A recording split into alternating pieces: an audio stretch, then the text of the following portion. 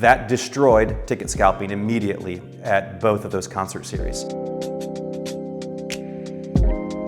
Hi there, my name is Ethan Pierce. I am director at the CryptoAssets Institute, as well as one of the co-founders of the NFT Factory in Paris, and a frequent keynote speaker and MC at tech conferences in Europe and around the world.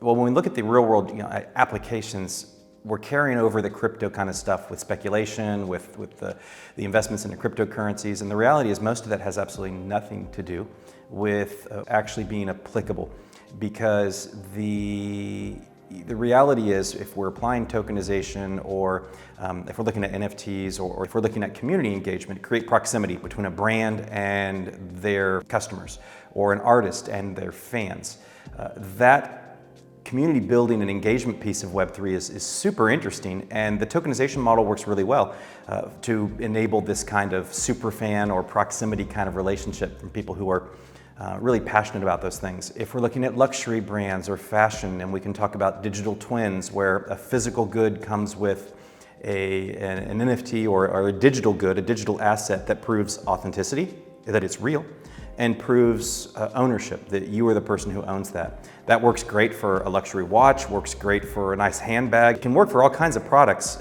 It works in art, whether it's digital art or physical art, can have a digital version that enables you to understand who owns it and that it's authentic. So I think there's lots of examples we can look at. Digital identity, supply chain and logistics. There's so many ways that tokenization and the digital asset side of things can be a real world use case, but it's usually pretty far away from the monkey JPEGs and the cryptocurrency investment or speculation that people might be thinking of.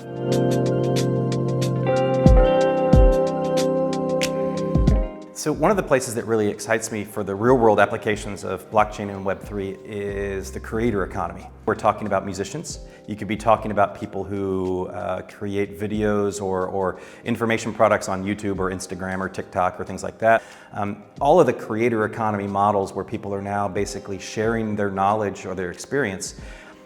And when we take that then into the artistic world, whether it's artists with what we know of NFTs, or picture that is already a digital asset, but then we move into music, which gets super fun for a lot of reasons. One of those things is because in the realm of Spotify and or Deezer, or the world of streaming, that has been really great for artist discovery for a lot of artists, the ability to push their music out to people. It hasn't really been very good on the remuneration side, actually making money, because it requires a tremendous amount of streams to really create any revenue from that. And so I think it's a great time to be a musician to share your music, but it's not necessarily a great time in terms of making money. And so what becomes fun then is if we look at enabling your fans to have proximity to your band because they have an NFT that corresponds to being a super fan or a specific event or concert that they went to. All of these things can then be used to give a VIP status to your fans that gives them discounts on tickets. And probably the biggest use case we're seeing already is NFT ticketing. Because one of the biggest problems we have with professional concerts is ticket scalping, where people buy tickets just to resell them at a much higher price. With Ed Sheeran's concerts last year in London and Paris, the only way to get into the arena was to download the Ed Sheeran app, connect to the app with the phone number that you use to buy the ticket. You download the ticket into your app, which then shows a QR code. And the QR code is how you get into the venue. Well, people didn't know that this was an NFT, but the important thing is because that ticket is controlled through that application, then you can either block resale, so people can't sell it.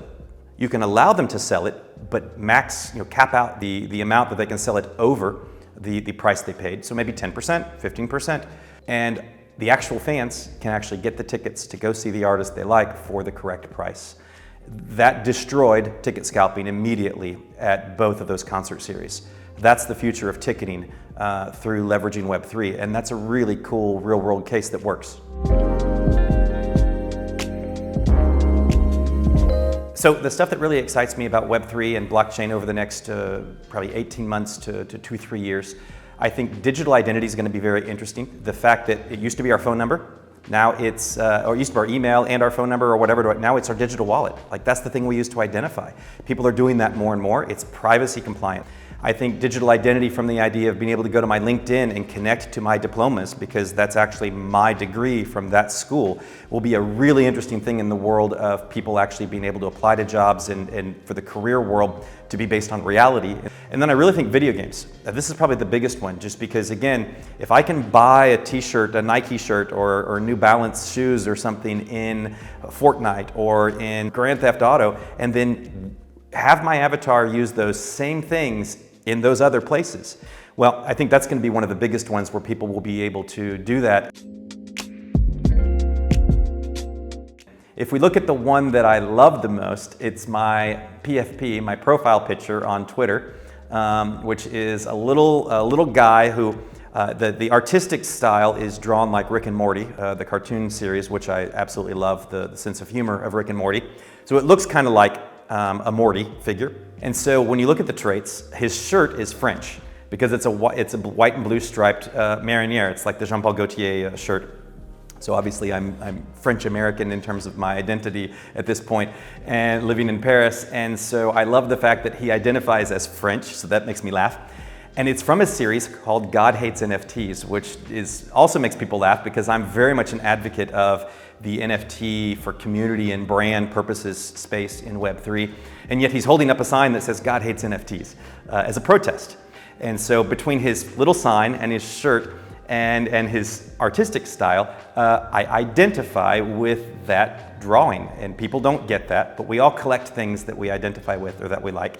And so he's my little picture on Twitter because I just connect.